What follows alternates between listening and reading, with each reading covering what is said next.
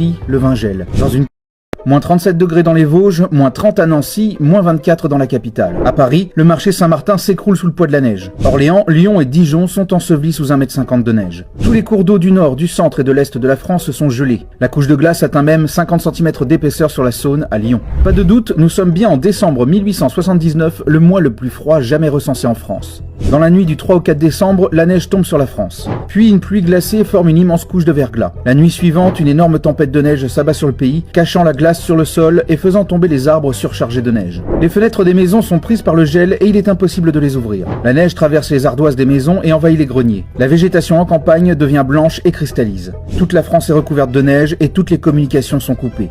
À Paris, 25 cm de neige entraînent l'arrêt de la circulation et cause de graves accidents, comme l'effondrement du marché Saint-Quentin qui fera un blessé grave. En province, la situation est dramatique. Certains villages sont carrément ensevelis et isolés du reste du monde. Le pain manque, les moulins ne peuvent plus mouiller. L'eau gèle au fond des puits, l'eau de vie se solidifie, le vin gèle. Dans une cave du Berry, des centaines de bouteilles éclatent à cause du froid. La Loire, la Saône ou encore le Rhône gèlent sur toute leur étendue. Les gens ont pu traverser certains fleuves à pied jusqu'au mois de janvier 1880. Le jour de Noël, la Seine est recouverte de patineurs qui profitent de cette anomalie météorologique.